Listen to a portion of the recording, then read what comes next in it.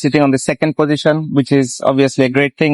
Player of the Match award, and he's always in the game, this fellow. He's been number one in the ICC rankings for a long time.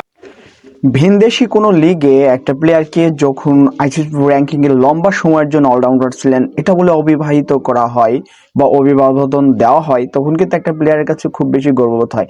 একই সঙ্গে ওই দেশের যেই খেলোয়াড়টা, ওই দেশেরও কিন্তু একটা মানে কি বলবো, খুব একটা ভালো লাগার বিষয় যে এত বড় একটা প্লেয়ার তার নাম করছে ভিন্ন কোনো বিদেশি লিগে, ভিন্ন কোনো বিদেশি একজন ধারাভাষ্যকার, উপস্থাপিকা।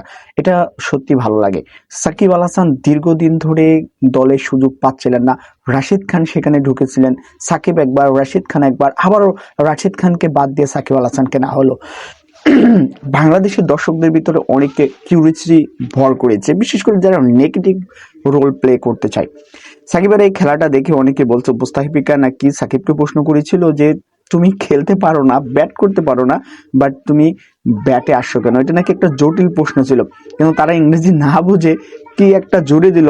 আর এই টাইটেলে আমি ভিডিও করতে বাধ্য হলাম যে দর্শকরা একটু আকর্ষণীয় হয়ে দেখবে এবং জানবে যে বাংলাদেশের কিছু নেগেটিভ যারা রোল প্লে করে তারা আসলে কিভাবে ভিডিও বানায়। ঠিক আছে, যে সাকিব নাকি ব্যাটিং করতে জানে না, এটা নাকি প্রশ্ন করেছে।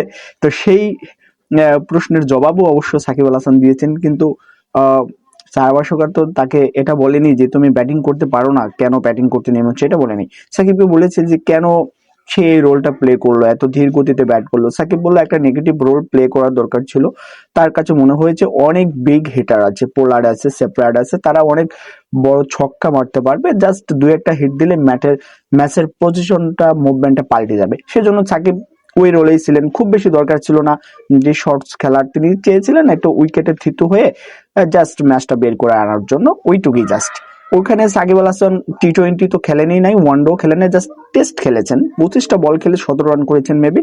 তো সাকিব আল হাসান যে ম্যান অফ দ্য ম্যাচ হয়েছেন এটাই বড় কথা, কারণ বোলিং এ যেই ধরনের মুভমেন্টে তিনি বল করেছেন, তার যে আগের একেবারে মানে ইয়াং সাকিবের যে একটা প্রতিচ্ছবি সেটা কিন্তু আমরা দেখেছি। আইএল টি-20 লিগে একই সঙ্গে মুস্তাফিজুর রহমান ভালো করছেন, এই যে বাংলাদেশিরা ভালো করছেন। ওই দিনকার ম্যাচে আবার বিগ ব্যাশে রিশাদ হোসেন কিন্তু খুব ভালো করেছেন। 3 জন বাংলাদেশি প্লেয়ার, তাসকিন আছেন, এর আগে আমরা দেখেছি আগের ম্যাচে। টোটালি 4-5 জন বাংলাদেশি কিন্তু এখন বিদেশি লিগে খেলছেন। আগে বলা হতো যে আফগানিস্তানের মতো একটা দল, সেখান থেকে 8-9 জন বিদেশি লিগে খেলে, বাংলাদেশ থেকে কেউ খেলতে পারে না। কিন্তু এখন আমরা দেখছি মোটামুটি 4-5 জন বিদেশি লিগে একসাথে খেলছেন, আর এটা কিন্তু বাংলাদেশের জন্য অনেক বেশি ভালো।